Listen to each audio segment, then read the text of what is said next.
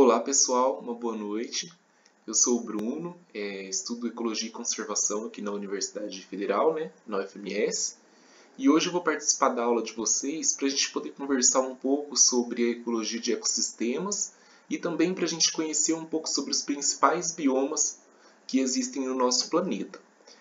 De um modo geral, o objetivo dessa nossa aula, desse nosso encontro de hoje, é mais refletir e se ater às características dos ambientes em si, tanto as características físicas quanto a caracterização de organismos que vão ocorrer nesse ambiente, seja moldado pelas características físicas ou por outros fatores, o papel que esses organismos vão desempenhar nesse ambiente, as funções que as interações entre as espécies e o ambiente vai ocorrer nesse sentido que a gente vai estar discutindo aqui hoje, para fins de caracterização tanto de ecossistemas quanto de biomas.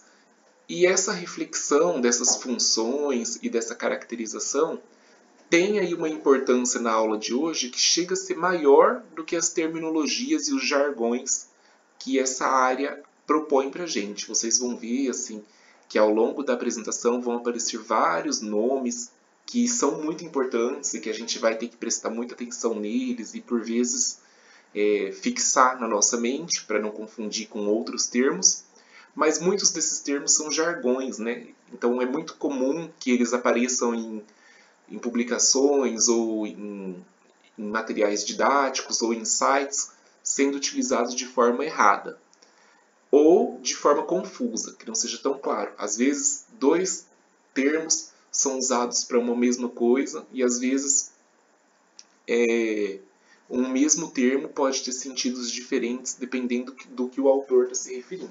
Então, mais importante do que a gente focar nos conceitos de cada um dos termos é a gente conseguir compreender que cada ambiente comporta uma caracterização única que dá a ele aquela condição que faz dele um local específico que recebe por vezes uma denominação, tá? Seja numa escala menor ou numa escala maior a nível global, como a gente vai ver até no fim da aula. Então a nossa aula de hoje ela começa aqui com esse encontro que é mais sobre os conceitos de ecossistema e sobre os principais biomas, e ela continua até em uma aula da semana que vem, que aí sim eu espero estar junto com vocês para a gente poder falar mais especificamente dos biomas, ou das formações vegetacionais que ocorrem no Brasil, que a gente inclusive vai estar mais familiarizado. Mas aqui todo mundo já estudou bastante para vestibular, para algum concurso. Vocês vão ver que alguns desses assuntos é relativamente bem mastigado, Algumas coisas vocês já devem ter estudado muito no ensino médio ou em algum outro momento, em alguma outra disciplina do curso, tá? E aí é bom que a gente consegue revisar. E vocês fiquem à vontade, então, para me enviar perguntas, ou por intermédio da professora, ou diretamente para mim, tá bom? Então vamos começar, então, a nossa aula de hoje.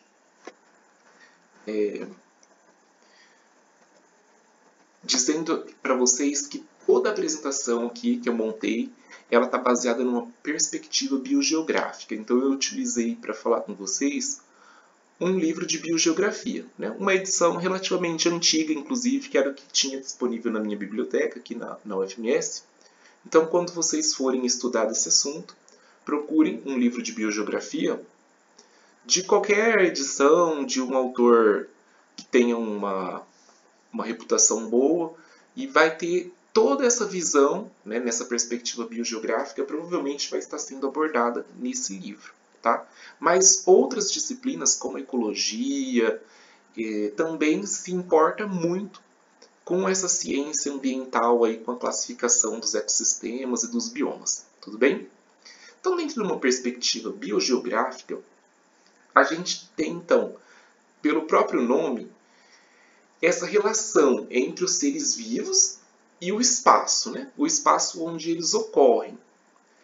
E a ecologia ela vai estar se baseando em estudos em nível tanto de indivíduos, ou seja, indivíduos de cada espécie, até populações daquela espécie, ou seja, que são organismos de uma mesma espécie que vivem em uma determinada área e que mantêm um fluxo gênico ali, de uma forma resumida.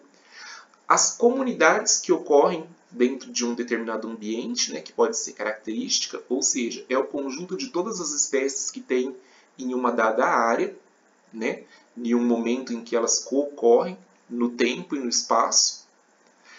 E essa escala vai sendo ampliada para cada vez um nível maior. Então, quando a gente fala em comunidade, em ecologia, a gente está pensando na abundância e na distribuição de organismos em um determinado espaço ao longo do tempo, organismos de diferentes espécies que compõem essas comunidades.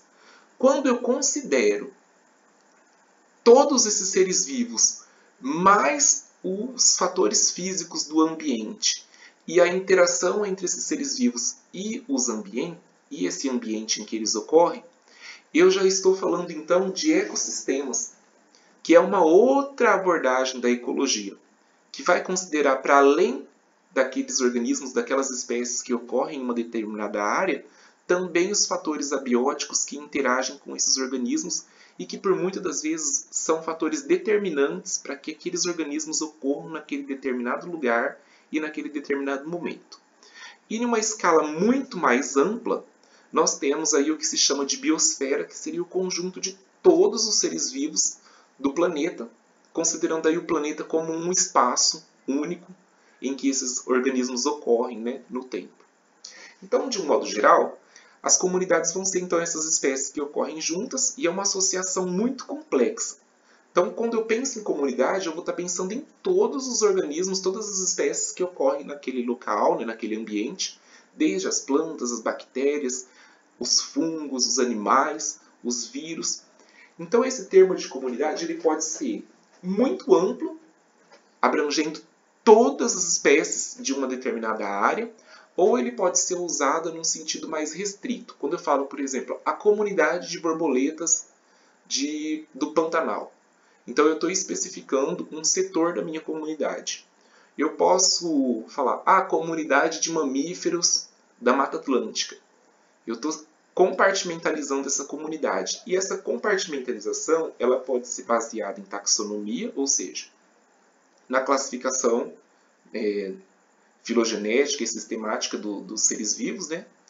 Ou ela pode ser uma compartimentalização funcional. Eu posso estar falando, todos os peixes insetívoros do rio Aquidauana, todas as algas vermelhas do Oceano Pacífico.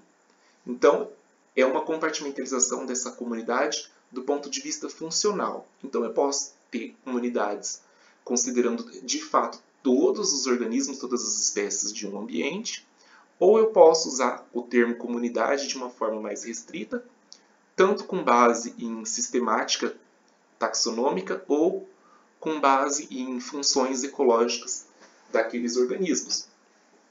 Muitas das vezes, quando a gente está falando de um setor específico da comunidade, pode aparecer uma outra denominação para esse grupo, que é o nome assembleia. Então, a assembleia seria, de fato, um compartimento especializado da comunidade. E essa assembleia ela pode também receber um outro nome. Esses compartimentos podem receber outros nomes, como, por exemplo, grupos funcionais, quando a gente está falando, então, de compartimentos com determinadas funções, por exemplo, as abelhas coletoras de óleo. Eu estou falando de espécies de abelhas que visitam flores e coletam óleo em um determinado ambiente, em um determinado momento. Então, é um grupo funcional. Eu posso falar em guildas, que é um outro jargão em ecologia. Geralmente, guildas é usado para animais e também baseado em função ecológica, como, por exemplo, aves frugívoras, né? Eu estou pensando nas guildas tróficas das aves. Tem aves frugívoras, aves insetívoras, aves onívoras e por aí vai. Seriam diferentes guildas. Então, tudo isso vai estar à luz da ecologia de comunidades, tá? A gente vai chegar de comunidades até ecossistemas. E a comunidade ela pode ter duas visões maiores dentro da ecologia. A visão clementsiana, né? Segundo Clements, então, a comunidade seria um tipo de superorganismo ele compara então uma comunidade de espécies com o corpo de um superorganismo, em que essa comunidade ela teria uma vida própria, ela tem a sua estrutura, assim como um animal tem o seu próprio corpo, ela tem limites espaciais e temporais. Então, essa comunidade, para Clemens, ela é um organismo totalmente interligado, embora muito complexo, ela tem limites bem definidos e características muito próprias, como se ela fosse, de fato, um organismo só. E um outro ponto de vista é o ponto de vista glisoniano, né? Então, para Gleason, a comunidade ela nada mais é do que a coexistência de indivíduos, considerando aí as particularidades então de cada um, que são relativamente independentes, mas que ocorrem ali em um determinado lugar ao mesmo tempo. Então, para a visão glisoniana, a comunidade, embora ela tenha uma interdependência, ela é relativamente individualizada, tá? Aqueles organismos que ocorrem ali totalmente juntos não são totalmente dependentes um do outro, a ponto de dizer que eles são uma única coisa. E desse modo, as comunidades elas têm então, tanto na visão clemensiana quanto na glisoniana, propriedades, né, que são relativamente parecidas, né, que são intrínsecas de uma determinada comunidade. E essas propriedades elas podem ser mensuradas, como por exemplo, as funções, né, ecológicas que ocorrem nos organismos que vivem nesses ambientes. Essas funções elas são justamente a interação entre os fatores físicos com os fatores biológicos dos ambientes, tá? Nas comunidades, como por exemplo a fotossíntese. Então a fotossíntese ela é feita por seres vivos, mas ela depende da luz do sol e da água, por exemplo. O metabolismo, tanto de animais quanto de plantas, a transferência e o uso de energia e nutrientes ao longo dos níveis tróficos, né? E também a mudança na composição de espécies e quanto aos hábitats durante a sucessão ecológica nessas comunidades. Então, tanto na visão clemensiana quanto na glisoniana, eu considerando a comunidade como algo muito unificado ou não, é fato que dentro de uma comunidade eu consigo mensurar determinados padrões como esses que a gente exemplificou aqui. E é justamente essa interação entre os seres vivos que compõem uma comunidade e o meio físico em que eles vivem que vai dar para a gente os conceitos de ecossistema. Então, seriam as comunidades e os ecossistemas os níveis mais elevados de organização ecológica em uma escala padrão. Tá? A gente pensando então em escalas muito amplas, a gente vai ter os biomas globais, que vai chegar no fim da nossa aula, e em uma escala muito global, a biosfera, que seria o conjunto de todos os organismos. Mas em uma escala mais micro, ou numa escala mais regional, as comunidades e os ecossistemas seriam aí os níveis mais elevados. Então, numa comunidade, as espécies membros elas podem ser definidas tanto com base na nomenclatura das espécies que ocorrem ali, que é a taxonomia, ou com base nesses critérios ecológicos funcionais, que é a forma de vida. Por exemplo, para plantas, a gente tem plantas herbáceas, plantas arbóreas, plantas arbustivas, tem plantas aquáticas, plantas rasteiras, plantas altas, vários termos ecológicos para caracterizar esse ambiente, inclusive. Pode ser caracterizada com base no regime alimentar. A gente tem animais herbívoros, animais onívoros, animais carnívoros. E uma estrutura da comunidade, na ecologia de comunidades, ela é basicamente mensurada através de medidas de diversidade ecológica, né? Que basicamente pode considerar a composição de espécies, né? Tanto a composição taxonômica, riqueza, quanto a abundância, né? Número de indivíduos por espécie. Ou também pode mensurar essa estrutura da comunidade de acordo com a biomassa dos organismos que ocorrem nela.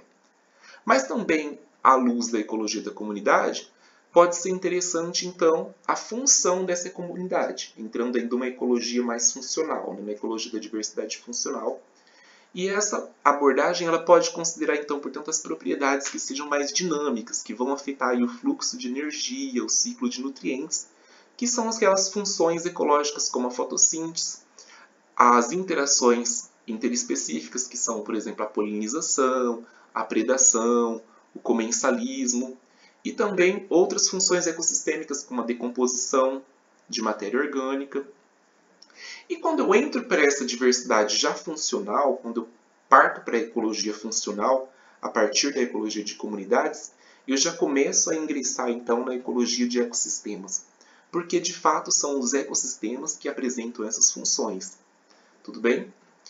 Então, o lugar e as espécies da comunidade que ocorrem ali pode ser esboçado por limites que sejam arbitrários ou com base em características topográficas naturais. O que eu estou querendo dizer para vocês?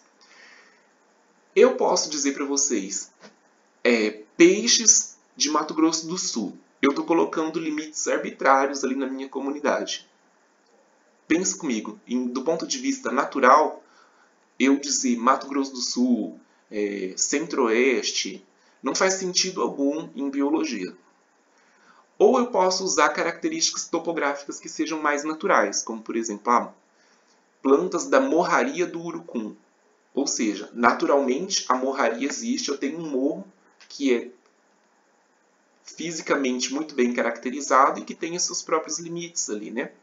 Eu posso falar nas algas microscópicas que ocorrem no Lago do Amor, em Campo Grande. O Lago do Amor tem limites bem definidos, não sou eu quem estou delimitando esses limites de forma mais arbitrária. Mas eu posso pensar, por exemplo, em todos os peixes de Campo Grande. Novamente, esses limites viraram arbitrários, certo?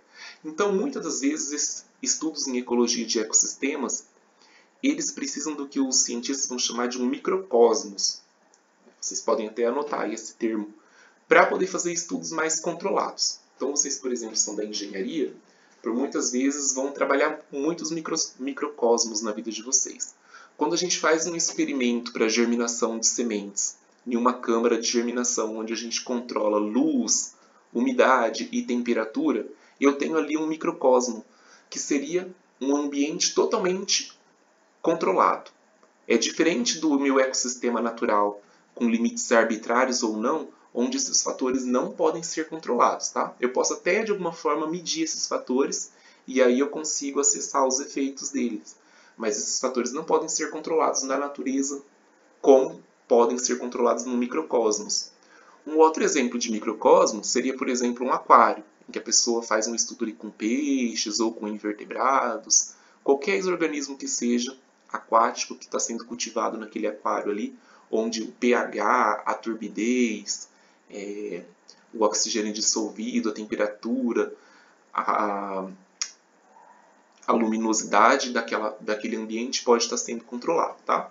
Quando você faz um experimento numa casa de vegetação, numa estufa, tudo isso pode ser considerado um microcosmos. Seria um mundinho onde você consegue controlar as condições físicas e aí sim você consegue, de modo experimental, conhecer o efeito dessas condições físicas nas funções dos organismos que vão estar vivendo ali naquele espaço, tá?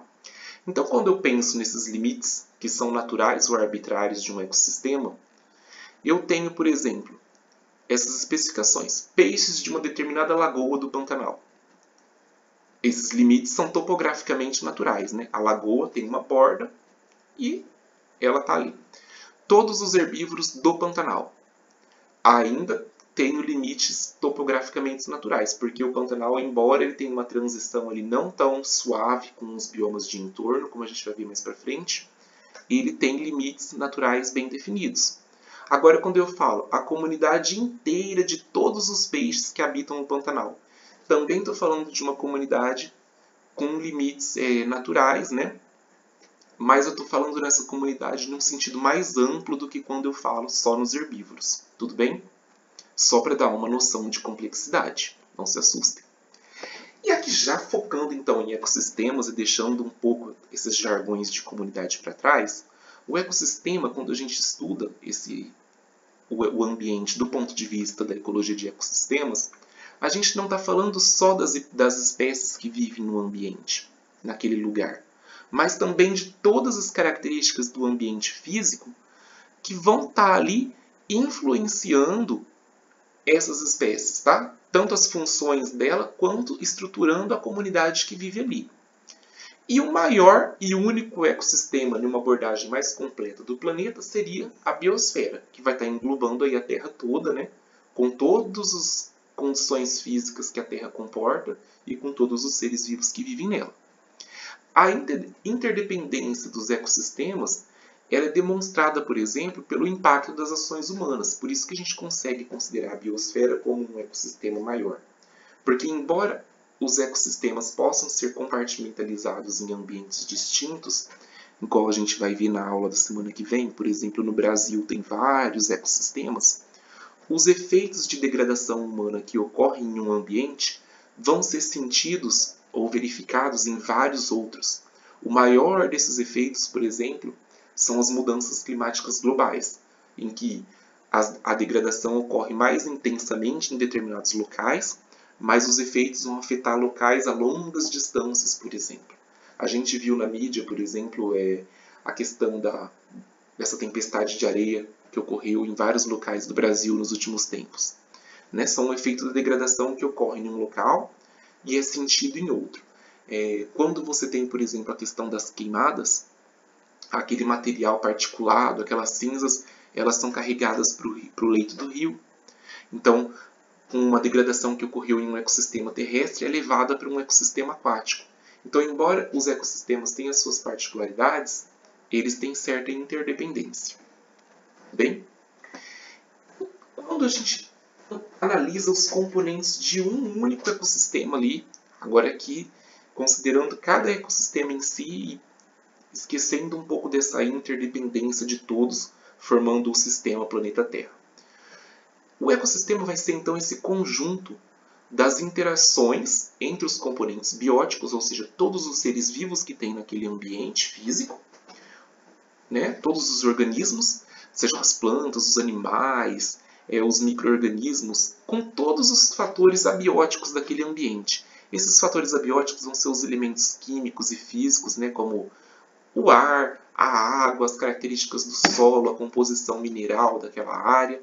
Todos esses fatores eles vão ser não só importantes para as funções, né, de metabolismo, para as interações tróficas dos organismos que vivem ali, mas são justamente eles que determinam aquela composição de espécies que vai estar ali naquele ambiente.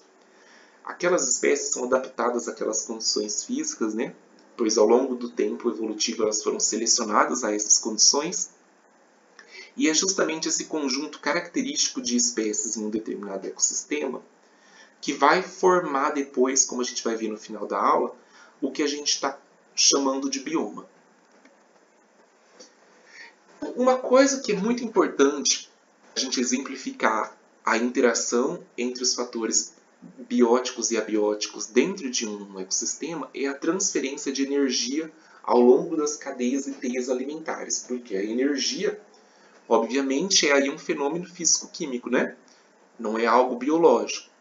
E as cadeias e teias alimentares vão ser aí organizações complexas a partir da interação entre seres vivos. Então a gente pode pensar nessas cadeias e teias alimentares como sendo um percurso em que a matéria, que é o alimento, né, que o consumidor ingere, ou a luz solar, que é uma forma de energia que a planta absorve e produz matéria. Então essa energia, essa matéria convertida em energia e vice-versa, energia convertida em matéria, ela vai ser transferida de um nível trófico para outro ao longo dessas cadeias e teias alimentares. E aqui, quando você pega livros didáticos que falam em cadeias e teias alimentares, é muito comum você ver a frase assim, que essas cadeias ou teias alimentares sempre começam com os produtores, que é geralmente uma espécie vegetal ou uma alga, né? É um organismo autótrofo, né? Fotossintetizante ou quimossintetizante. E vai terminar ali nos decompositores, que seriam ali os fungos, as bactérias, né? Organismos que vão ali decompor a matéria orgânica e devolver os nutrientes para o meio. Mas isso é, na verdade, muito mais complexo, como a gente vai ver aqui em alguns exemplos. A energia é transferida ao longo da cadeia ou da teia alimentar, e a diferença entre uma e outra é que a cadeia alimentar ela é linear, ou seja, eu tenho sempre só um organismo exemplificado em cada nível trófico. Então aqui, por exemplo, nessa primeira figura, canto esquerdo da tela, eu tenho uma cadeia alimentar. E, como diz na frase ali em cima, está começando pelo produtor, né? Um organismo autótrofo. Aí eu tenho um consumidor primário, um secundário, um terciário, um consumidor final, que geralmente é chamado predador de topo, e depois um organismo decompositor. Esse tipo de abordagem aqui, ele é muito didático, né? Ele é a cara do ensino fundamental e ensino médio. Mas, na verdade, por exemplo, qualquer um desses organismos ao longo dos níveis tróficos está sob efeito da decomposição. Então, uma representação mais certa seria essa aqui. Por exemplo, tanto o produtor pode servir matéria orgânica para decomposição, quanto o consumidor primário, quanto o terciário, e assim vai. Então, a cadeia alimentar é uma visão muito simplista, tá? A nossa abordagem de ecossistemas. Talvez uma representação de cadeia alimentar um pouco mais correta seria essa aqui, que todos acabam ali nas mãos, todo mundo vai entrar em decomposição um dia, né? Mas uma visão mais realista ainda do que as cadeias alimentares são as teias alimentares, em que você tem uma estruturação muito complexa, né? Por isso que muitas das vezes, eu até destaquei aqui nessa frase, que vai se iniciar com um produtor, termina com os decompositores. Na verdade, quando a gente pega artigos científicos, muitas das vezes a cadeia alimentar termina com o predador de topo. Que seria aquele predador que não tem naquele ambiente nenhum outro predador natural para ele. Por exemplo, vamos pensar no Lago do Amor, que está na moda aqui agora em Campo Grande, né? Você tem ali no Lago do Amor o jacaré vivendo ali. Ele é um predador de topo, porque eu desconheço naquele ambiente qualquer outro organismo que vá se alimentar do jacaré. Tudo bem? Em outros lugares tem outros organismos que comem jacaré. O ser humano, por exemplo, come jacaré. Mas aqueles ali não. Inclusive porque eles estão contaminados, né? Então essas cadeias e teias alimentares elas vão encerrar ali no predador de topo. Por quê? Porque todos esses organismos eles vão entrar numa cadeia de detritos antes da decomposição propriamente dita. Mas aqui então, só comparando, ó, tem então uma representação de teia alimentar, que eu tenho vários organismos em um mesmo nível trófico, uma abordagem muito mais complexa. E eu tenho aqui então essa mesma teia compartimentalizada em uma cadeia alimentar, que seria uma abordagem mais simplista, né? Linear, em que eu tenho um único organismo em cada nível trófico. Tem as algas, que são organismos produtores, depois o girino, depois o peixe, que se alimenta desses girinos. Acaba aqui. Por quê? Porque qualquer um desses organismos, ou por suas partes, né, que se desprendem do corpo, ou quando morrem, eles passam para uma outra cadeia, que é a cadeia de detritos. E depois da cadeia de detritos é que eles seguem então para a decomposição. Então aqui a gente tem essa especificação. Quando eu estou pensando então, nas cadeias alimentares, essa que a gente viu na escola, que a gente está acostumado lá no ensino médio, é chamada cadeia de pastejo, que começa lá com o organismo produtor, passa para um consumidor de um nível, depois para um consumidor de outro nível e assim vai, até o predador de topo. E todos esses podem a qualquer momento passar então para a cadeia de detritos. A cadeia de detritos, diferente da cadeia de pastejo, que começa com um organismo produtor, um organismo autótrofo, ela vai começar com aquela matéria orgânica disponível no meio. Então, por exemplo, a floresta amazônica tem um solo riquíssimo em matéria orgânica. Então, essa matéria orgânica serve de fonte de energia para uma vasta cadeia de detritos, compostas por muitas espécies que vivem ali naquele ambiente. Então, esses detritos vão servir de alimento para outros consumidores, que servem para outros, e que servem em níveis cada vez mais. E quando eu penso, então, na teia alimentar, tudo isso se complementa e forma essa estrutura muito complexa, onde eu tenho cadeias de pastejo e de detritos interagindo, e todos esses organismos que vão ocorrer nessa teia muito complexa, pastejo, detritos, vão aí servir de fonte de energia a organismos decompositores, que vão estar ali tendo essa função muito importante, que é a função de devolver os nutrientes para o meio. Tá?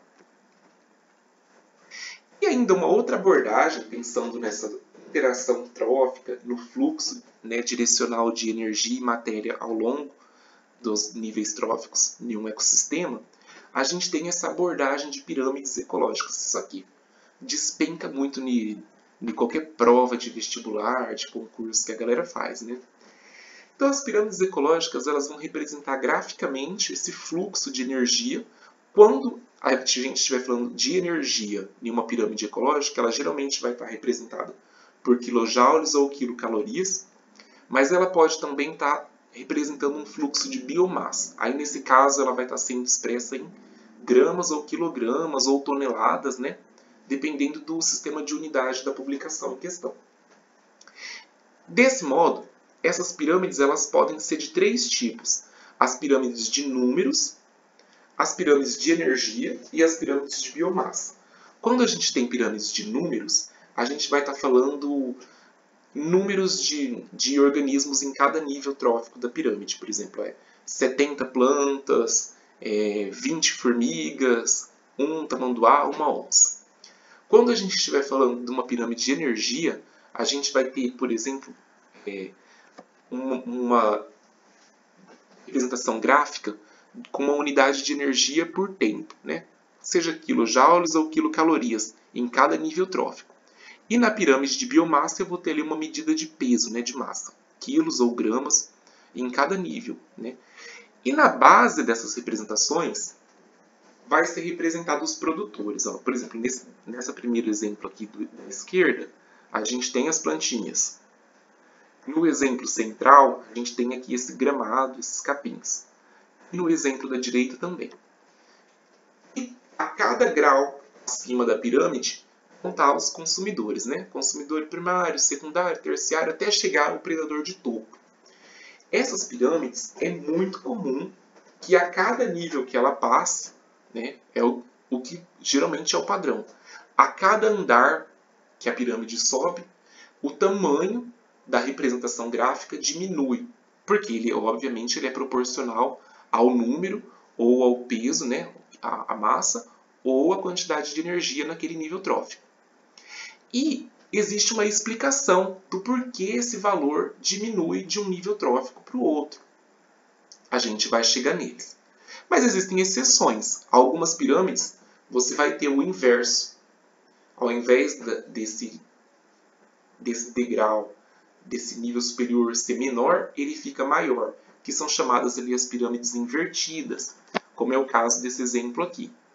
Isso vai ocorrer principalmente nas pirâmides do tipo pirâmides de número, em que eu tenho um produtor que é único, que ele tem uma biomassa muito grande, em que então um único produtor serve de alimento para muitos outros organismos do nível superior. E aí, como essa pirâmide é de número, ele acaba sendo representado de uma forma menor. Aqui nesse exemplo a gente tem uma grande árvore, né? Uma árvore de grande porte. Então, uma única árvore ela vai servir de alimento aí para milhares ou centenas ou milhares de cupins. E dentro desses cupins existem ali milhares, né, de protozoários que se alimentam dessa matéria que eles processam. Então a gente tem essa pirâmide chamada de pirâmide invertida. Tá? Vai ser possível na pirâmide do tipo número. Agora, na pirâmide de energia, isso é praticamente impossível. Porque a maior energia ela vai estar concentrada no nível mais baixo da pirâmide. Quando você salta para um nível trófico superior, ocorre uma perda de energia, entre aspas. Conforme você passa para o próximo nível, ocorre mais um pouco de perda. E assim vai indo sucessivamente a quantos níveis tróficos essa pirâmide tiver. Essa perda não é bem uma perda. Aqui a gente tem que... eu não gosto de física, mas pessoal que vocês devem amar, né? Tem que lembrar das duas leis lá da termodinâmica, que é o que vai estar regendo isso aí. Então, essa energia, ela não está sendo perdida, ela na verdade está sendo dissipada na forma de calor. Então, a cada nível trófico que passa, existe uma eficiência menor de aproveitamento de energia no metabolismo daquele organismo. Então, um consumidor primário, na própria digestão da matéria que ele consome dos produtores, para suas funções ali, nesse metabolismo dessa matéria que ele está se alimentando, ele tem um gasto energético. E esse gasto energético representa aqui ao longo dessa perda. Também, essa perda aqui vai estar muito impressa, por exemplo, nos processos fisiológicos que ocorrem, que são característicos desses organismos. Por exemplo, a excreção, a transpiração, que vai afetar, por exemplo, aqui na pirâmide de biomassa, fazendo com que a biomassa seja um pouco menor a cada nível trófico. Tá? Então, por exemplo, organismos que têm uma demanda energética muito grande, eles vão estar ali muito próximos aos produtores, e conforme essa demanda energética vai aumentando, esses animais vão consumindo então animais que têm uma biomassa relativamente um pouco maior, pois eles já dispõem de uma boa quantidade de energia proveniente do alimento que ele consumiu anteriormente, tá? Então, sempre que você for responder alguma pergunta em algum concurso, em alguma seleção, do porquê a quantidade de energia diminui ao longo, né, de cada nível trófico numa pirâmide alimentar, está ligado, então, por exemplo, à energia que é dissipada na forma de calor durante os processos metabólicos desses níveis tróficos. Uma outra abordagem muito importante da gente aprender em ecologia de ecossistemas é a estequiometria ecológica, que é muito parecida com... vem inclusive disso, né, da estequiometria química. Essa estequiometria ecológica ela vai considerar ali, por exemplo, o balanço de nutrientes no corpo dos organismos em relação aos alimentos que ele consome e que vai ser responsável então também pelo balanceamento de nutrientes que esse organismo libera junto com as suas excreções de volta para o ambiente. Tá? Então toda essa interação do alimento com o metabolismo, com a eficiência estequiométrica do organismo, vai ter aí um efeito na ciclagem de nutrientes no ambiente em que ele vive. E uma outra abordagem legal aqui, isso que eu estou colocando como curiosidades para vocês, tá? Em ecologia de ecossistemas, é o conceito de cascata trófica. O conceito de cascata trófica é quando um impacto em um nível em um nível trófico ali da cadeia alimentar ou da pirâmide afeta um nível trófico diferente. E esse efeito ele pode ser de cima para baixo ou de baixo para cima. Como que pode isso? Quando você tem aqui um lobo, o lobo se alimenta dessas renas, desses alces, eu não sei que animal que é esse no exemplo, e eles se alimentam aqui das plantas. Na natureza ocorre isso. Mas por algum motivo, a população essa comunidade perdeu esse predador que era o lobo. Então o que vai acontecer? Sem o predador natural, que é o lobo, a comunidade dos cervos aqui, ou das renas, vai crescer demais, porque eles não têm ali esse predador. E esse crescimento aí descontrolado desses animais que agora não tem mais predador, vai aumentar a quantidade de indivíduos se alimentando então das plantas que ocorrem ali. E isso vai causar uma diminuição das plantas. Certo? Em algum momento, essa diminuição das plantas pode representar para esses animais uma escassez de alimento, caso eles não consigam explorar aí outras fontes alternativas. Né? Para alguns organismos, isso pode representar uma migração, eles podem ir embora da área, ou pode levar a uma extinção local, ou quando dentro dos equilíbrios naturais, esses animais que consomem essas plantas começam então a desaparecer e as plantas começam a aumentar novamente. Tá? Então esse efeito aqui de cascata trófica pode ser tanto de cima para baixo, quando você perde, por exemplo, um nível mais elevado da cadeia trófica, num predador de topo, por exemplo, ou pode ser de baixo para cima. Esses efeitos de baixo para cima geralmente podem acontecer quando ocorre a entrada de animais exóticos na área, ou mesmo a ocorrência de plantas exóticas, que pode, por exemplo, aumentar a disponibilidade de recursos, ou quando você poderia, por exemplo, um outro animal chegando aqui competindo com esses cervos, também podem ali causar essa redução na disponibilidade de alimentos. Então tem esses efeitos aí em cascata. Tá?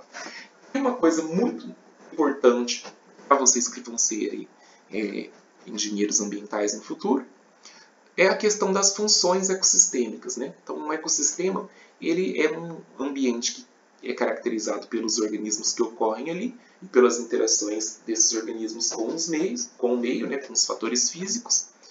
E essas interações elas têm funções muito específicas. E muito dessas funções que ocorrem no ecossistema, seja as funções como a fotossíntese, a manutenção da disponibilidade da água, conforto, um microclima mais confortável, a polinização que produz alimento. Muitas dessas funções elas podem ser valoradas, elas têm importância para o ser humano. E essa importância dessa função ela pode ser valorada, né? Ela pode ser medida em valor econômico. Como, por exemplo, a gente pode ver o sequestro de carbono, né? Feito pelas árvores em florestas ou em outras formações. O sequestro de carbono é uma função ecossistêmica valiosíssima, né? Que existe hoje, inclusive, o pagamento, né? por crédito de carbono. Então, as funções elas geram serviços ecossistêmicos. Esses serviços são para o homem. Esses serviços ecossistêmicos são quando os processos naturais que ocorrem ali no ecossistema, que são subjacentes das interações, né, dos organismos com o meio, desencadeiam aí uma série de benefícios que vão ser aproveitáveis para o homem. E um único serviço ecossistêmico pode ser produto de duas ou mais funções, ou uma única função pode gerar mais de um serviço ecossistêmico. A polinização, por exemplo, se você entrar aqui nessa plataforma brasileira da biodiversidade dos serviços ecossistêmicos, você vai ver que a polinização se encaixa em 3 serviços ecossistêmicos diferentes. Produção de alimento, regulação do ecossistema, reprodução das plantas, coisas desse tipo assim. E quando a gente tem, então, entrando aqui para essa segunda parte da aula, sobre então como se estrutura a comunidade, essas comunidades biológicas no tempo e no espaço. Então a gente já viu que os ecossistemas consideram aí as comunidades que existem, né, com todos os seres vivos, e as interações delas com os aspectos físicos daquele meio. Então, de que forma essas interações entre o meio físico e os seres vivos vão estar sendo estruturados em um certo limite de tempo e espaço? Então, a gente vai ter, por exemplo, os padrões espaciais. Quando a gente pensa em uma comunidade, a gente já, principalmente se você tiver a visão clemenciana, que a gente viu lá no começo, a gente vai pensar lá em uma coisa muito única e bem limitadinha.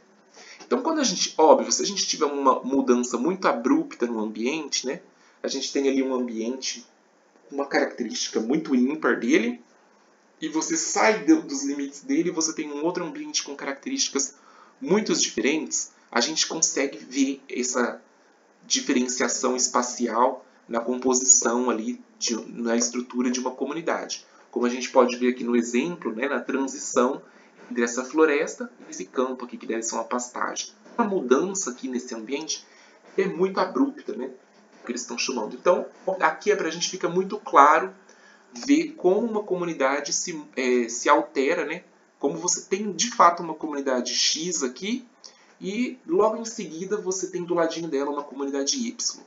Mas isso não é nem sempre assim. Porque quando essas mudanças elas não são tão abruptas, né, quando você tem um ecossistema ali, que na transição dele para o outro, você tem uma faixa ali que tem característica dos dois, você tem uma coisa um pouco mais complexa. E aí você fica com alguma dificuldade de caracterizar uma comunidade somente com base nos padrões espaciais. Então, por exemplo, se os dois tipos de habitat é o local, tá? É só o local em que as espécies vivem no ambiente. Se os dois tipos de habitats que as comunidades vivem não são tão diferentes, as margens, né, ou ecótonos, então ecótono é um outro jargão, tem que sempre ir anotando aí. Então, habitat é o local em que as espécies ocorrem. Ecótono é a área de transição entre dois ambientes, tá? É como se fosse uma margem ali entre os dois. Então, eles podem vir a acolher mais espécies do que o próprio habitat. Então, assim, eu tenho 2 exemplos aqui que a gente vai discutir eles. As espécies de cada um dos lados, elas são capazes de se misturar e concorrerem tanto do lado A quanto do lado B.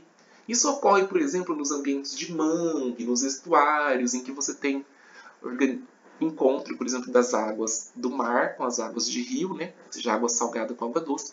mas você tem ali nesses ambientes características tanto do mar quanto características dos rios, e você vai ter ali organismos que conseguem perambolar pelos dois ambientes, tanto na água salgada quanto na água doce.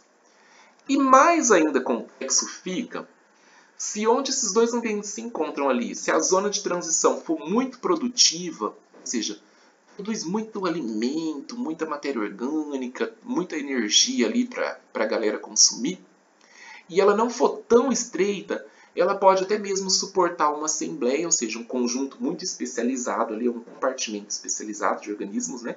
Lembrando do conceito de assembleia, que é unicamente adaptado para viver ali. E aqui ele tem como exemplo essas zonas de entre marés, as praias, que formam essas piscinas naturais ali. E esses organismos, ora eles estão com água, ora eles estão sem água.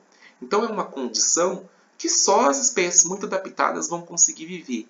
Então esta área de transição ali é riquíssima, né? Ela tem nutrientes que vêm tanto dos ecossistemas terrestres quanto nutrientes que vêm do ecossistema marinho.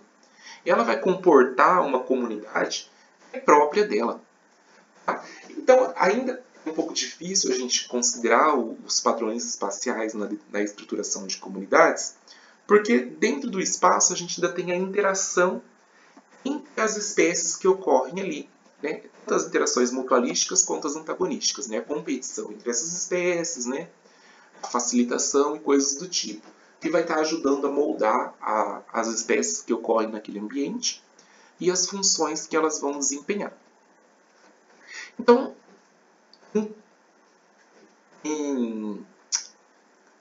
de forma complementar aos padrões espaciais, a gente tem os padrões temporais, estruturando ali as comunidades em determinados ambientes, né? Nos ambientes em que elas ocupam.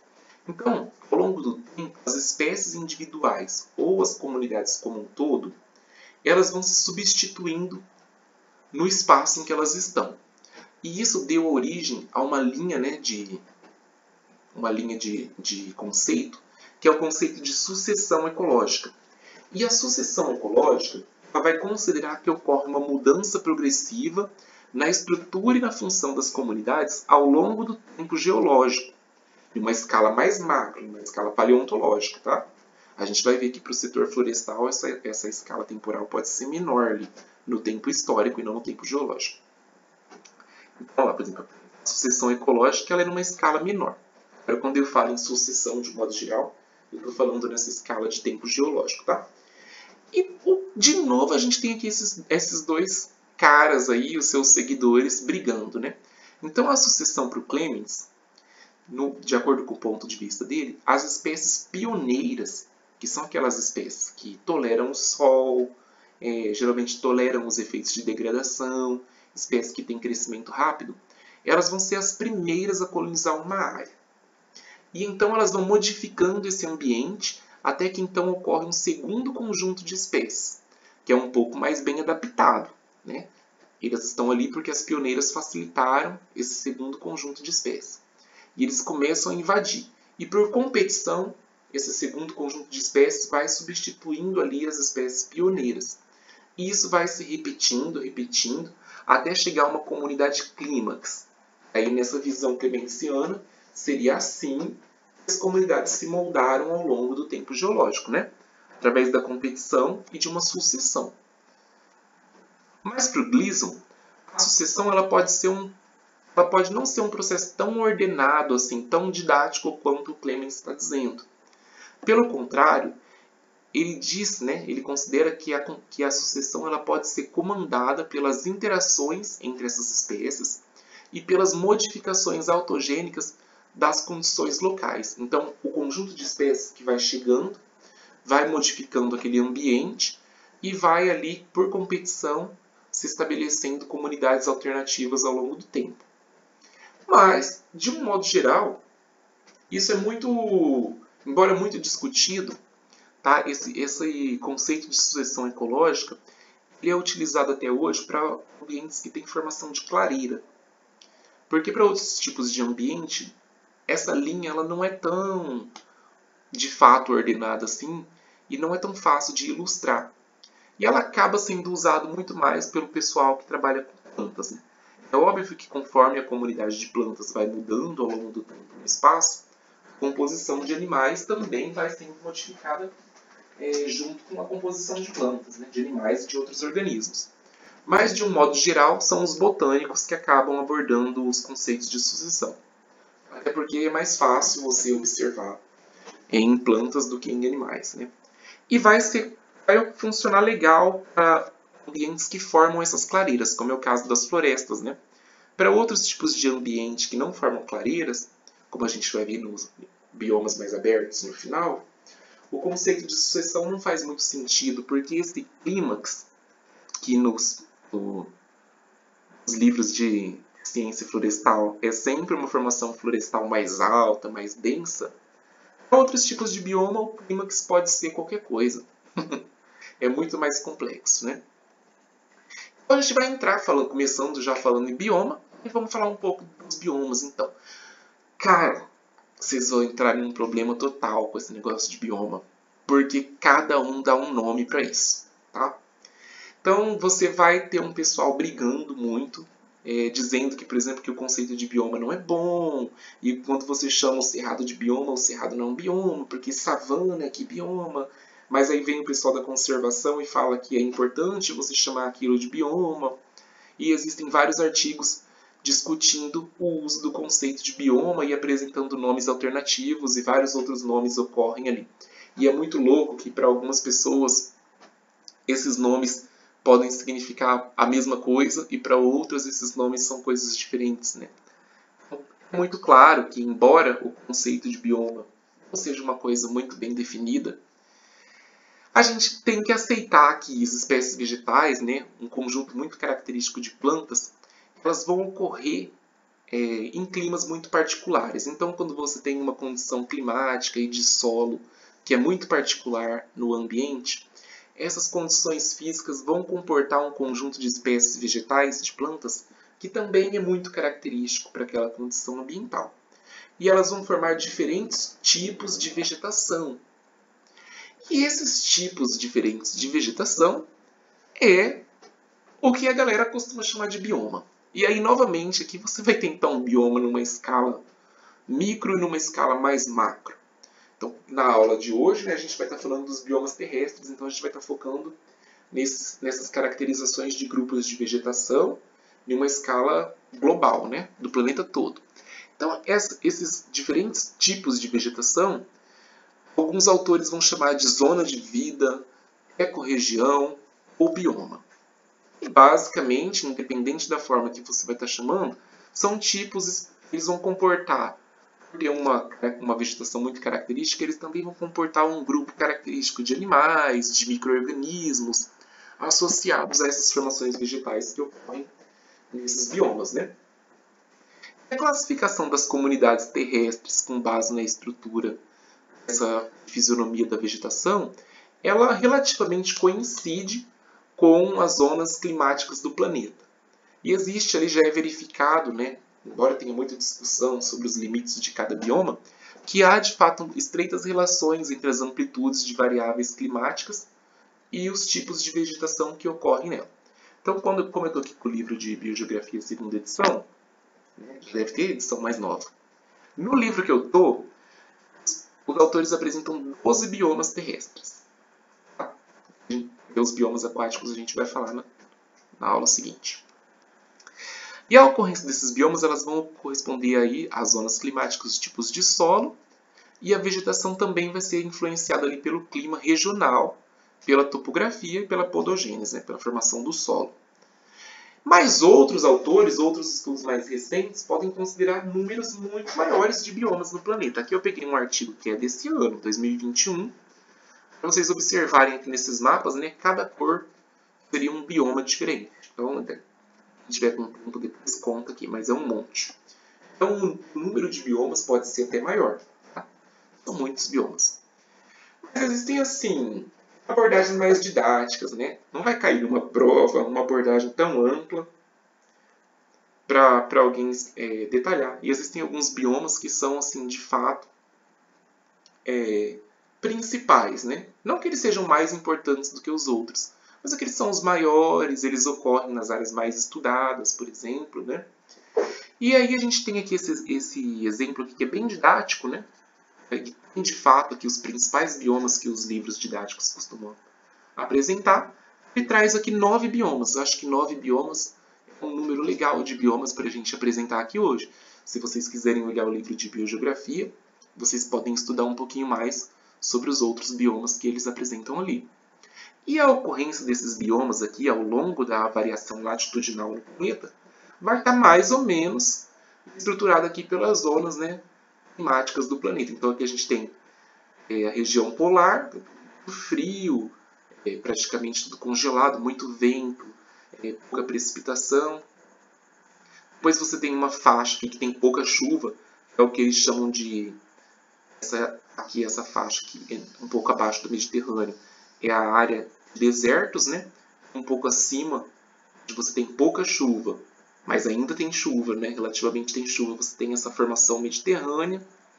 Depois aqui mais perto da linha do Equador, você pode ver o mapinha totalmente verde, é onde você vai ter as formações tropicais, né?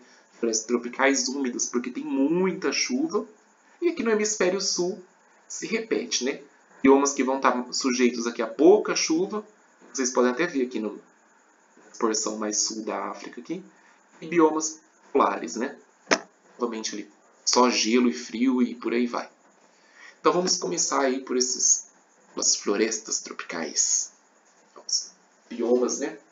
Muito produtivos. Então as florestas tropicais elas vão estar localizadas dentro da zona equatorial do planeta Terra, né? Então aqui nesse mapinha a gente consegue ver, pintado em verde, a distribuição de floresta tropical no planeta Terra. Aqui nos Estados Unidos aparece um pouquinho aqui porque esses mapas variam, né? Eu peguei na internet, são mapas para fins didáticos. Então, mas basicamente a maior aqui, ó, a floresta amazônica, essa floresta tropical do Congo, alguma coisa aqui no sul da Ásia, né? Essas ilhas aqui na Oceania, tem floresta tropical. Então, na floresta tropical, a gente geralmente tem clima com altas temperaturas, a precipitação é elevada e são ambientes úmidos. Então, chove bastante, a umidade é grande e tem chuva ali durante o ano todo, né? E durante todos os meses do ano, a temperatura média é mais ou menos 18 graus. Ali é um clima relativamente quente, não faz tanto frio, não faz tanto calor, assim, exagerado, como nos desertos, né? Você tem uma vida não tão sazonal nas florestas tropicais. São ambientes ricos ali em biodiversidade, né? Estima-se que, por exemplo, metade de todos os animais e plantas que existem no planeta vivem nas florestas tropicais. A vegetação nas florestas tropicais vai ser composta por árvores muito altas, que ocorrem muito próximas umas das outras, e elas formam, então, grandes regiões em que o solo vai estar coberto por essa sombra das árvores, né? E a vegetação ela é densa, e nas florestas tropicais elas formam esses estratos, como a gente viu lá na sucessão. Lembra? Que eu falei até para vocês assim, a sucessão funciona bem para ambiente florestal, que você tem ali um estrato mais arbustivo, que vai sendo sucedido por um estrato um pouco maior, até chegar em árvores de grande porte. E além desses estratos, né, a vegetação ela tem também muitas plantas epífitas, que são aquelas plantas que vivem sobre outras plantas, né? Muitas espécies de plantas trepadeiras, que são aqueles cipós, e outras formas de vida, e até mesmo outros tipos de vegetais, como os líquens. E o solo das florestas tropicais é muito rico, porque você imagina o aporte de matéria orgânica que é depositado nesse solo, né? Com essa vegetação tão densa. E ele repleto de cadáveres de animais mortos. Então, pensa na importância de cadeia de detritos para ambientes como as florestas tropicais. Além das florestas tropicais, a gente vai ter florestas temperadas, né? Diferente das florestas tropicais, as florestas temperadas vão ocorrer aqui numa latitude um pouco maior, né? Bem aqui já na região acima dos trópicos, né? Ela não vai estar muito na faixa tropical, mas bem acima, ou às vezes aqui abaixo, né? No sul da América do Sul, nessa porção sul da Austrália aqui. Então ela vai ser localizada nas regiões entre os polos e os trópicos e tem o clima temperado, diferente das florestas tropicais que tem um clima tropical. Os índices pluviométricos eles são em média de 75 a 100 centímetros por ano. O solo dessas florestas também é bem rico em nutrientes, né? E a gente tem aqui, diferente da floresta tropical, que ela não é tão sazonal, você tem ali aquela vegetação exuberante o ano todo. Na floresta temperada, a gente tem 4 estações bem definidas ao longo do ano, né? Você vai ter ali o outono, a primavera, o verão e o inverno. Quando a gente fala, por exemplo, na floresta amazônica, essas estações não fazem tanto sentido. E uma das características aqui bem típicas das florestas temperadas é que, por exemplo, essa coloração diferenciada das folhas, a perda de folhas no outono, né? Toda aquela ideia que a gente tem de 4 estações vem de pessoas que vivem nas florestas temperadas, né? Então, além dessas árvores, né, que vivem aí nesse clima com temperatura média que é bem amena, né, um local friozinho, a vegetação dessas florestas varia desde enormes árvores até pequenos arbustos. Durante o inverno, alguns dos animais que vivem nas florestas temperadas, eles migram a regiões que são mais quentes, e outros animais eles passam ali esse tempo hibernando. E embora esses ambientes eles não tenham uma biodiversidade tão grande quanto a das florestas tropicais, nelas são encontradas espécies de plantas e animais que são únicos, né, que são típicos desse tipo de ambiente. Um outro tipo de bioma aqui muito importante, muito legal, que não poderia ficar de fora aqui da nossa apresentação, são as savanas, né? Savana é aquela prima pobre, né? A humanidade não dá tão valor para as savanas, mas as savanas são importantíssimas. A vegetação das savanas ela pode variar de campo com espécies herbáceas até uma matriz um pouco mais campestre ali com árvores mais esparsas. Então, basicamente, a gente tem árvores, arbustos entremeados ali por espécies de ervas, principalmente gramíneas. E elas também vão ocorrer em locais com clima tropical, né? Elas também estão aqui nessa faixa tropical, né? E o clima lá é quente e úmido e tem uma estação seca. Aqui, diferente da floresta tropical úmida, a gente tem uma estação seca bem definida e uma estação chuvosa bem definida nas savanas. E elas ocupam grandes faixas de terras que às vezes não contêm árvores, que são compostas apenas por gramíneas. Essas coberturas de espécies herbáceas com muitas gramíneas, elas sofrem poucas influências do clima, sendo resultante de outras questões que são mais importantes para esse tipo de ambiente, como, por exemplo, o tipo de solo, o regime de fogo, né, os incêndios que ocorrem ali, e o pastejo animal. Nas savanas brasileiras, né, no tempo contemporâneo, a gente não tem assim, a presença de grandes mamíferos, como é o caso da savana africana, mas quem assiste muito documentário consegue ver ali a presença de animais de grande porte, herbívoros, na savana africana, que pastejam intensamente essa vegetação, né? Então, esse pastejo animal ele é muito importante para a manutenção desse tipo de ambiente. O solo das savanas ele tem uma granulometria bem variável, né? De um modo geral, ele é rico ali em hidróxido de ferro e alumínio, e ele é pobre em certos nutrientes, né? E ele geralmente é arenoso. Aqui até quando a gente pensa no tipo de solo, existe aí esforços, por exemplo, para reflorestamento em savanas, e isso acaba sendo um fator de degradação. Porque a gente tem, do ponto de vista humano, a visão de que esse pobre em nutrientes é algo ruim. Mas não é ruim. As savanas são adaptadas a isso que a gente está chamando de pobreza. Quando a gente enriquece esse solo com fertilizantes químicos e por aí vai, a gente facilita, por exemplo, a introdução de espécies invasoras, a gente desregula todas as funções ecossistêmicas desse tipo de ambiente, tá?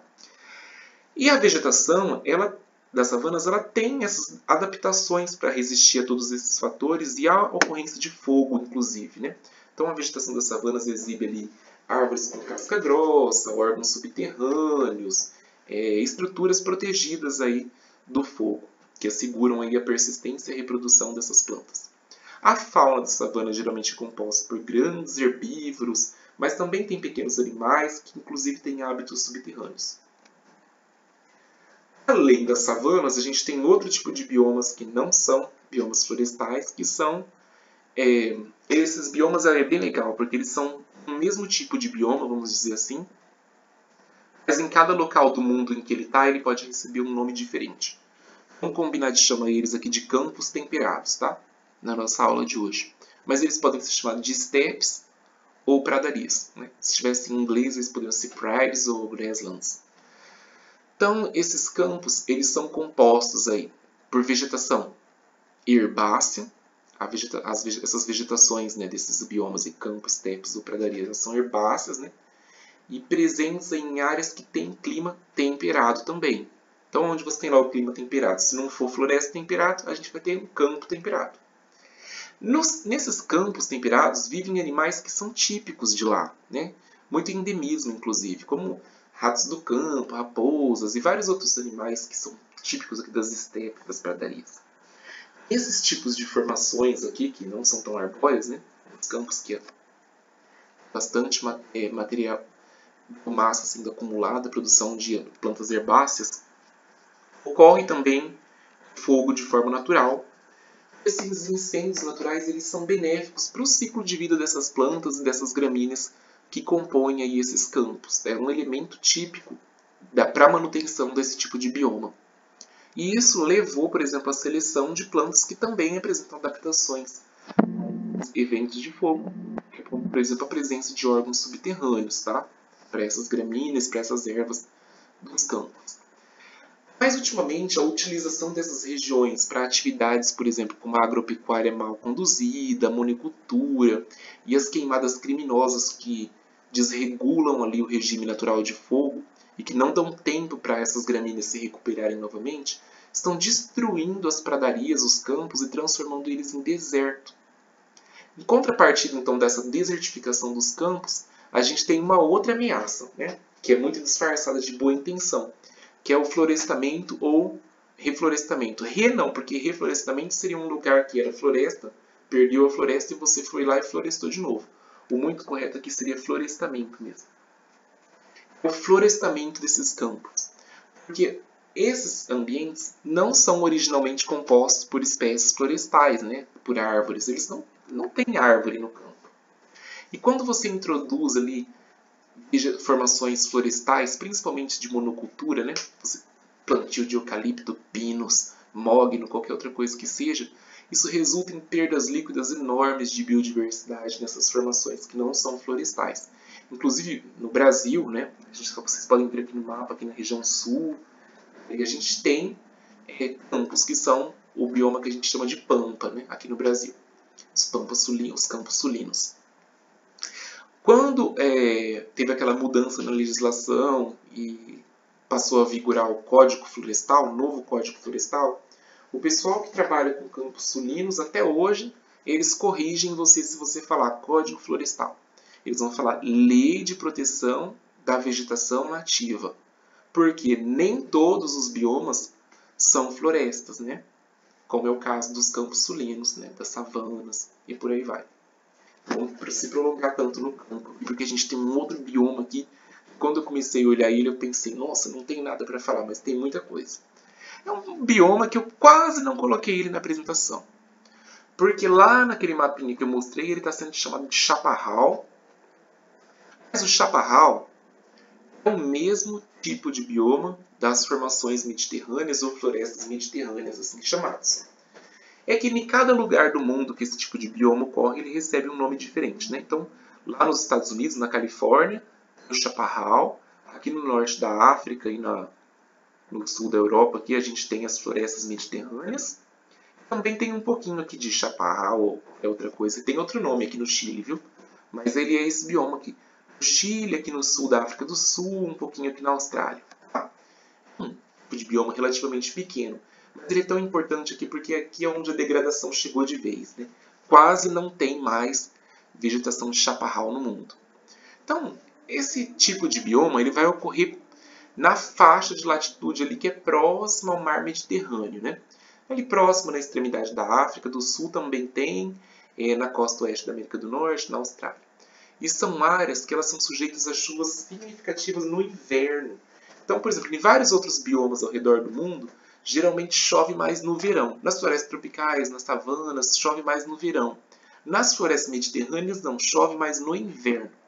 E o clima desses ambientes é o clima que eles chamam de Mediterrâneo, que é caracterizado então pelos verões quentes e seco e os invernos que são ali mais frios e chuvosos. A proximidade dessas áreas com os maiores oceanos, né? Você vê, elas estão muito à beira-mar ali, E o efeito desses climas maríticos modificam o clima, que é o clima desértico. Se você lembrar daquela figura do planeta Terra com tipos de clima que eu mostrei no começo dessa parte de bioma, você vê que a formação mediterrânea está um pouquinho acima da faixa do clima desértico, né? É justamente por o efeito dessas correntes marítimas que vão estar modificando o desértico e vai originar esse bioma que é o bioma típico, é o chaparral ou as formações mediterrâneas. A formação vegetal desse bioma ela é composta por espécies arbustivas, como a gente pode ver aqui na figura, né? Ou arvoretas de pequeno porte, então você não tem árvores muito grandes, né? Isso quando nós assistimos filme italiano, vi aqueles filmes, aquelas paisagens da Itália, eu acho bem bonito. Então, essa vegetação ela tem muitas espécies de arbusto, né? Entremeadas ali por algumas espécies herbáceas. Né? Eles têm um tronco relativamente largo, revestido por uma casca bem espessa, raízes profundas, ramificadas, que também é uma adaptação ao fogo. Porque como ele experimenta um período de seca, essa biomassa dos arbustos também é inflamável, né? Também é sujeita à ocorrência de incêndios naturais. A vegetação arbustiva é que produz esse aumento de biomassa, diferindo dele aqui das savanas, que geralmente esse aumento de biomassa é responsável é de origem das gramíneas, aqui não, é desses arbustos, sujeita a essa vegetação aos incêndios. Mas não resta praticamente nada de chaparral no mundo, né?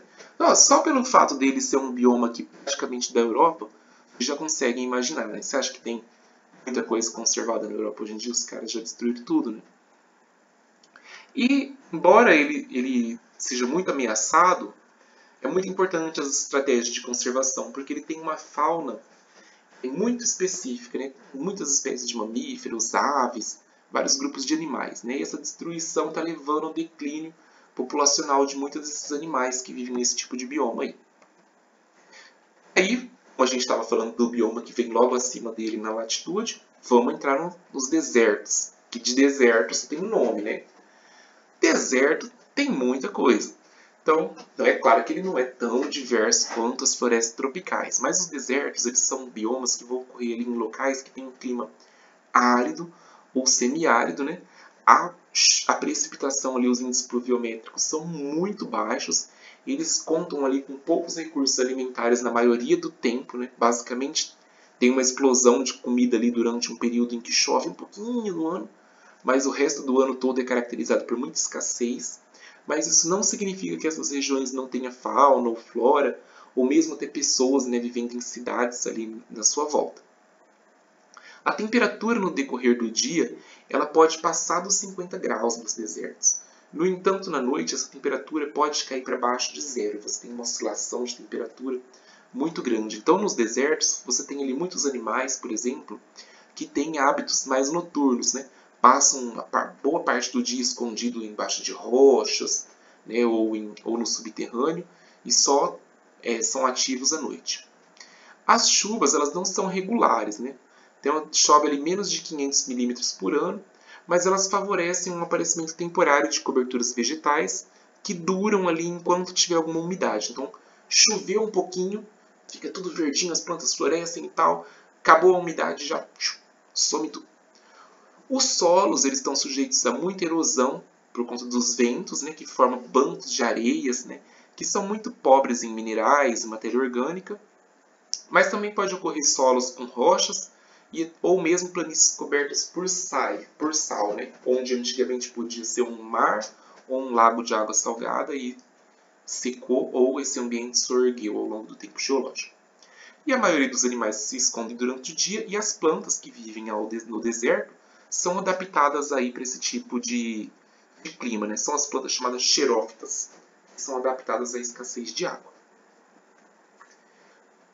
Partindo aqui dos desertos, a gente vai para um outro ambiente extremo, que é a taiga, também chamada de floresta de coníferas. Quem aqui gosta de assistir filme Crepúsculo ou que sonha em ir embora para o Canadá, deve conhecer a vegetação da taiga aqui, né? Florestas de coníferas ou então florestas boreais também. É lá que vai ocorrer as auroras boreais também. Então a taiga é um tipo de vegetação que vai ocorrer no hemisfério norte, aqui no Canadá, na Rússia, é um lugar legal, né? Ela é composta por uma vegetação florestal, né? Muitas árvores na sua maioria grande porte, e essa extensa formação de árvores São geralmente árvores muito homogêneas, né, que você não tem tantas diversidades de árvores. Se você olhar aqui nessa foto, por exemplo, parece uma plantação de árvore de Natal, né, do pinheirinho e algumas outras espécies, né. Elas impedem a chegada de radiação solar no solo e dificulta ali o crescimento de plantas menores. Então você vai ter muita árvore, árvore, árvore ali. A cobertura vegetal ela é muito homogênea, tem baixa diversidade de espécies. Essas plantas são típicas do clima frio e, por ser típicas, elas vão apresentar ali algumas características, né? O caule delas vai ser bem espesso. Uma característica bem típica das árvores das florestas boreais são essas folhas aciculiformes. São plantas aciculifolioladas, que são as folhas em forma de agulha. Tá? Esse nome, aciculiformes, está ligado a folhas em forma de agulha, que são as folhas igual a folha do pinheiro, né, do pinus. Essa folha com esse formato é uma adaptação à ocorrência de neve. Então, essa vegetação da taiga ela não perde folhas mesmo durante a estação que neva, ali na estação mais fria do ano. Porque a neve não se acumula sobre as folhas das árvores da taiga, devido a essa forma aí que é característica desse ambiente, tá? É uma adaptação ali, uma super adaptação para esse tipo de clima. Então a maioria das plantas elas não chegam a perder as folhas durante o inverno, diferente da floresta temperada, né, que a gente mostrou anteriormente, que começa a perder folhas no outono e no inverno geralmente está sem folha. Aqui na floresta, na taiga, não, elas não perdem. E essas características contribuem para a resistência dessas plantas nessas condições muito adversas. A fauna também tem mecanismos para sobreviver a esse clima mais frio, né? Então você tem animais que hibernam, aves que migram, outros que buscam esse refúgio aí em regiões que vão estar mais quentes durante o inverno, que é bem rigoroso na taiga, né? Então, porque o clima lá é muito frio e tem a ocorrência de precipitação em forma de neve. O solo é pobre, relativamente raso, e a degradação na taiga está muito voltada principalmente para a atividade de extração de madeira, né? Muita obtenção de madeira na taiga, justamente por ela ser composta principalmente por árvores, né? É aí que o pessoal confunde muito com a taiga, até porque elas estão muito próximos. Aqui já quase acabou na nossa aula, gente, eu juro. É a tundra. Gosto muito da tundra, eu acho lindo, eu olho essa foto aqui. Vocês jogam tundra lá no Google Imagem, vai aparecer só coisa bonita. Aqui é a tundra no verão, cheio de florzinha, essa coisa linda. Durante o período que não é verão, só tem neve, né? Então a tundra está localizada em áreas de alta latitude, né? Praticamente na região quase, né? Na região polar ali do planeta, no extremo norte ali do planeta. Então, é tundra lá no norte, na Sibéria, na Rússia. Aqui. Na tundra só tem espécies vegetais de pequeno porte. Isso é a principal diferença da tundra e da taiga. Na taiga você só tem árvores, na tundra você só tem planta pequena. Como briófitas, né, que são os musgos ali, alguns líquens, tem plantas com flores também na tundra. E na tundra você tem dois tipos climáticos, né? O tipo polar, é o que vai acontecer na tundra ártica ali, e o tipo climático de montanha, aquela vegetação de tundra que é a que ocorre também no topo dos Alpes. As temperaturas na tundra são muito baixas, o volume de incidência solar e de chuva é muito pouco, então você tem períodos do ano que você não tem dia na tundra, né? Quase não recebe luz solar, chove muito pouco também. E as espécies vegetais de pequeno porte são plantas rasteiras que possuem adaptações para essas baixas temperaturas e suportam o congelamento das suas folhas, né? Das suas estruturas aéreas durante parte do ano. Essa vegetação ela passa cerca de 9 meses do ano congelada e esse descongelamento do gelo vai ocorrer só no verão. Então essas espécies são muito adaptadas também a períodos de seca, ventos fortes e a neve. Na tundra existem muitos animais também, que têm resistências a essas adversidades climáticas e a escassez de alimento nessas condições que a gente chama inóspita para a gente, mas para eles é possível, né? E características dessas é como a hibernação, que é realizada por alguns insetos, né? Por vários animais que vivem lá. A migração das aves para essas regiões mais quentes, né? Principalmente durante o inverno. E o solo da tundra, ele é conhecido pelo permafrost, né? Por permafrost, que é uma camada congelada de solo. Então, mesmo quando essa superfície do solo aqui descongela, Um pouco mais abaixo da superfície, o solo inclusive permanece congelado. Isso contribui para o solo da tundra ser relativamente raso, né, devido a esse permafrost, que é essa camada de gelo no solo. E então ele tem um solo com pouquíssima profundidade e uma baixa capacidade de filtragem de água, tá? Devido a essa camada de gelo, que só suporta, portanto, plantas rasteiras com raízes relativamente curtas, né? É isso, provavelmente, né? Provavelmente não, é isso que impede, por exemplo, a ocorrência de árvores na tundra. Então, árvores geralmente têm raízes enormes, essas raízes delas não penetram aí a camada do permafrost. E esse bioma eu juro que eu quase deixei de fora, mas eu coloquei ele aqui para fechar com chave de ouro e ele já faz ali um link para a aula da semana que vem, que a gente pode começar por biomas aquáticos, né? É o bioma que em alguns livros vão estar chamados de deserto absoluto.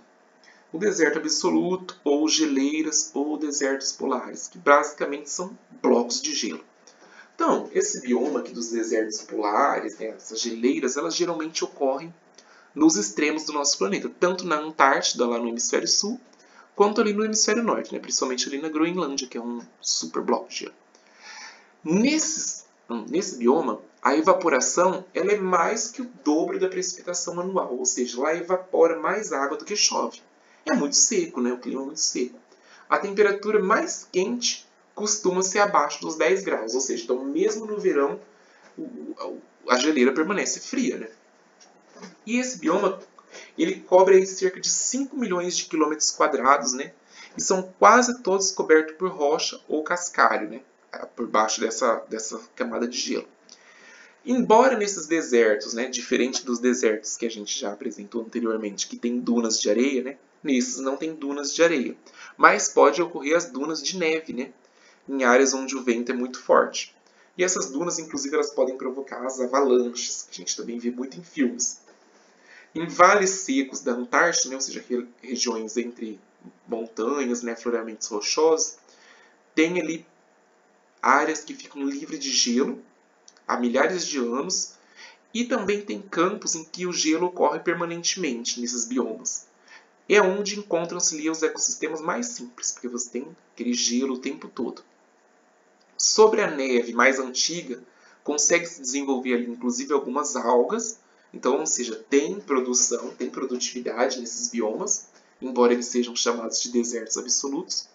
E os nutrientes eles vão se concentrando à medida que a neve e o gelo evaporam. Então vai evaporando aquele gelo, aquela neve, esses nutrientes e esse alimento produzido por essas algas começam a aparecer. E algumas dessas algas elas têm uma coloração vermelha, brilhante, que forma alguns fenômenos ali na água quando o gelo derrete. Os ecossistemas marinhos, existem ecossistemas marinhos ativos por debaixo desses grandes blocos de gelo, que cobrem ali principalmente o oceano polar. E diversas algas e pequenos consumidores vivem do lado inferior então dessas geleiras, né? Então você tem às vezes uma camada de gelo por cima, mas embaixo daquele gelo você tem toda uma vida aflorando ali. E eles vivem ali praticamente da luz solar que consegue penetrar o gelo, principalmente no verão. Tá? As águas que fluem por debaixo do gelo carregam matéria orgânica para outros lugares e abastece ali de alimento uma grande população de animais, né? Peixes, mamíferos marinhos, né? Que vivem desses peixes, como as focas, as orcas, ou baleias, ou os polares. Tem muitos animais nas geleiras. Então, de deserto absoluto, é um nome muito rigoroso, né? E algumas espécies que vivem ali, inclusive, embaixo das águas congeladas, que ainda nem foram conhecidas pela ciência. Porque, por exemplo, eu tenho colegas que pesquisam na Antártida, por exemplo, né? Tem muita coisa para ser descoberta nessas áreas congeladas, né? Nessas áreas extremas do planeta. Então, acho que a nossa conversa lá encerra aqui por hoje. Acho que a gente falou bastante, eu esgotei o tempo da aula toda, né? Ainda bem que vai dar para vocês mandar as perguntas por e-mail, né? Pode ficar bem à vontade. Aí encerra não. Aí eu deixei aqui uma sugestão de exercício para vocês. Ninguém é obrigado a memorizar tudo. Então, o exercício é bem legal. É essa tabelinha aqui. Tem os biomas numa coluna, né? Esses biomas que eu falei. E aqui alguns aspectos desses biomas que vocês podem anotar, ou a partir do que eu falei, ou de consultas em diversos materiais que vocês podem ir atrás. Vocês preenchem aqui, então, esses aspectos como forma de estudo, né, para vocês poderem estar um pouco dentro das características desses biomas, como eles funcionam, né, de todos os aspectos ecológicos. E eu espero que eu tenha conseguido explicar, que vocês tenham gostado. E qualquer coisa me escrevam ou falem com a professora também, tá? E até a aula que vem. Abraço!